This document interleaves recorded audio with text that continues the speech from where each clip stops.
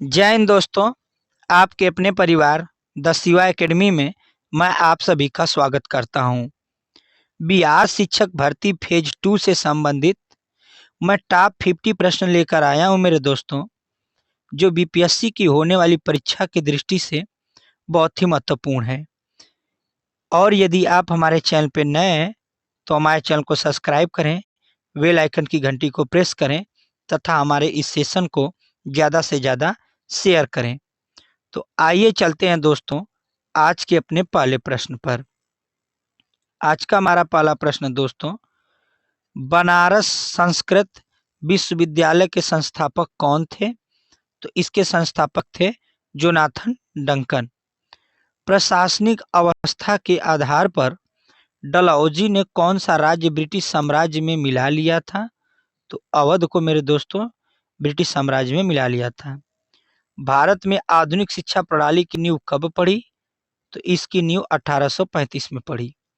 आइए चलते हैं अगले प्रश्न पे।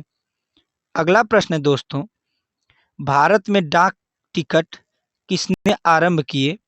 तो लॉर्ड डलहौजी ने मेरे दोस्तों डाक टिकट आरंभ किए। अवध के स्वायत्त राज्य की संस्थापक कौन था? तो इसका संस्थापक था दोस्तों सादत खां बुरहान उन मुल्क ने इसका संस्थापक किया था। सुरक्षा प्रकोष्ठ नीति किससे संबंधित है?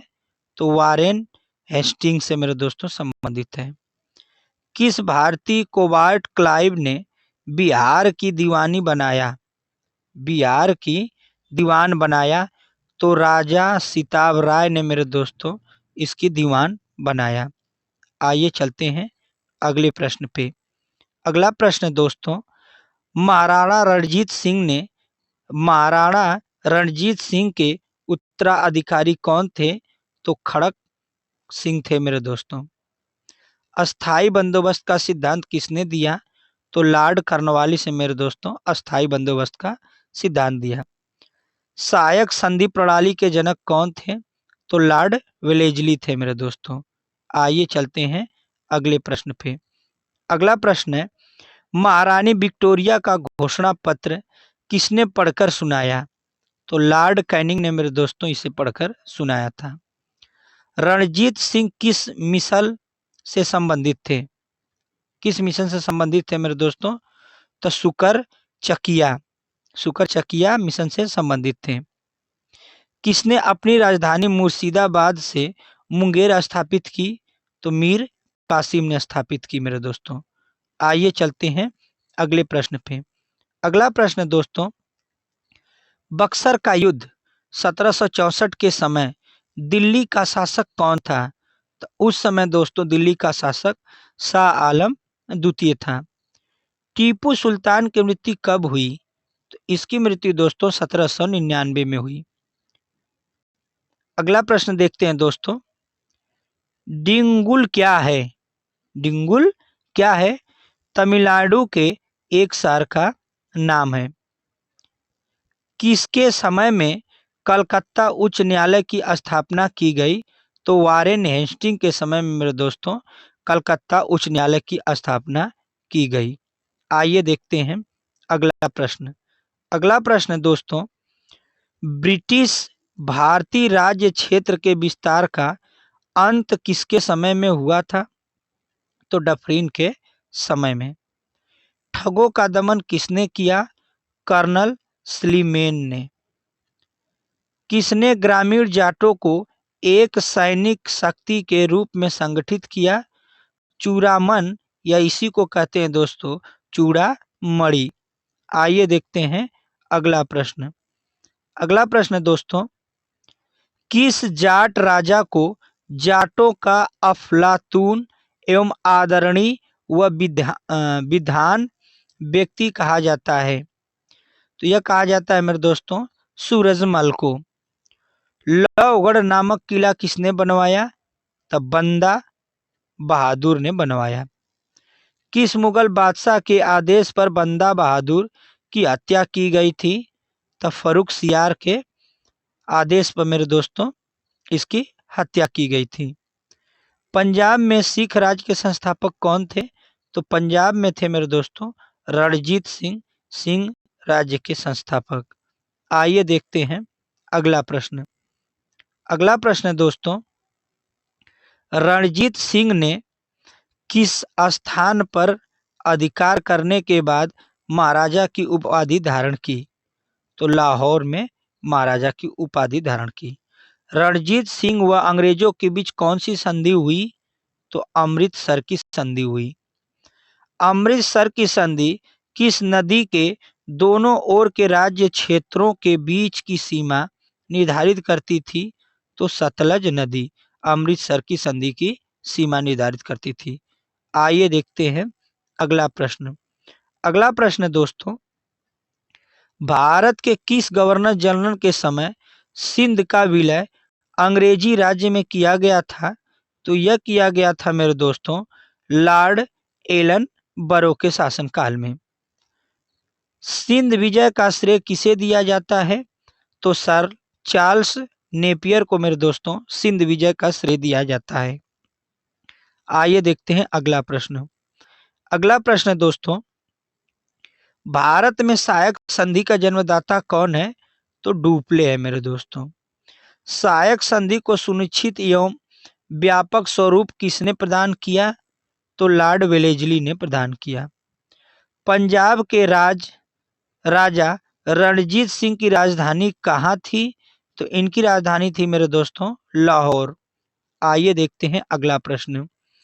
अगला प्रश्न दोस्तों, गोद प्रथा प्रतिबंध किस गवर्नर जनरल ने लगाया था? तो लॉर्ड डलहौजी ने गोद प्रथा प्रतिबंध किया था मेरे दोस्तों। डेनमार्क की प्रथम व्यापारिक कंपनी का गठन कब हुआ? तो इसका गठन हुआ मेरे दोस्तों 1616 में। वांडीवास के युद्ध में अंग्रेजों का नेतृत्व किसने किया? तो सर आयर कुट ने किया था मेरे दोस्तों। आइए चलते हैं अगले प्रश्न पे। अगला प्रश्न दोस्तों, चंद्रनगर की बस्ती फ्रांसीसियों को किसने भेंट की? तो इस्ता खान ने मेरे दोस्तों इसको भेंट की। मुगल बादशाह ने किसे नवाब की पदवी प्रदान की? तो डुप्ले को मेरे दोस्तों मुगल बादशाह ने नवाब की पदवी प्रदान की। पांडिचेरी का गवर्नर जनरल बनने से पूर्व डुप्ले कहाँ का गवर्नर जनरल नियुक्त किया गया था मेरे दोस्तों? जो चंद्रनगर का गवर्नर जनरल नियुक्त किया गया था। आइए देखते हैं अगला प्रश्न। अगला प्रश्न दोस्तों, डुप्ले के बाद पांडिचेरी का गवर्नर जनरल कौन बना? तो गो डेहू मेरे दोस्तों इनके बाद गवर्नर जनरल बना। पुर्तगालियों ने गोवा पर अधिकार कब किया? तो 1510 में मेरे दोस्तों पुर्तगालियों ने गोवा पर अधिकार किया। पुर्तगालियों ने सर्वप्रथम भारत में कौन सी फसल की खेती आरंभ की? तो पुर्तगालियों ने सबसे पहले तंबाकू की खेती प्रारंभ की मेरे दोस्तों। आइए देखते हैं अगला प्रश्न। अगला प्रश्न दोस्तों, किसके शासनकाल में अंग्रेजों ने दिल्ली पर कब्जा किया? तो शाह आलम द्वितीय के समय मेरे दोस्तों अंग्रेजों ने दिल्ली पर कब्जा किया। मुंशी शिवगांव की संधि किस युद्ध के पश्चात हुई? तो यह हुई मेरे दोस्तों पालखेड़ा के युद्ध के बाद मुंशी शिवगांव की संधि। संगोला की संधि कब हुई? तो संगोला की संधि मेरे दोस्तों 1750 में हुई। इलाहाबाद की संधि कब हुई? तो 1765 में हुई मेरे दोस्तों इलाहाबाद की संधि। आइए देखते हैं अगला प्रश्न। अगला प्रश्न दोस्तों, ईस्ट इंडिया कंपनी की मान्यता कब मिली? तो यह मिली 1600 ईस्वी में। पांडिचेरी की स्थापना कब हुई? तो इसकी स्थापना हुई मेरे दोस्तों 1674 में। पांडिचेरी की स्थापना किसने की? तो फ्रांसिस मार्टिन ने मेरे दोस्तों पांडिचेरी की स्थापना की। अंग्रेजों ने पांडिचेरी को फ्रांसीसियों से कब छीना? तो यह छीना मेरे दोस्तों 1761 में। आइए चलते हैं अगले प्रश्न पे। अगला प्रश्न है दोस्तों, रॉबर्ट क्लाइव का उत्तराधिकारी कौन था? तो इसका उत्तराधिकारी मेरे दोस्तों वारेन हेस्टिंग था। आइए चलते हैं दोस्तों आज के अपने लास्ट प्रश्न पे। आज का हमारा लास्ट प्रश्न दोस्तों, भारत का प्रथम गवर्नर जनरल कौन था? तो यह गवर्नर जनरल था मेरे दोस्तों लॉर्ड विलियम बेंटिक। तो दोस्तों यह रहे हमारे आज के टॉप 50 जो बीपीएससी की परीक्षा के लिए बहुत ही महत्वपूर्ण है। और यदि आपको हमारा यह सेशन अच्छा लगा तो हमें ज़रूर बताइएगा। तब तक के लिए धन्यवाद।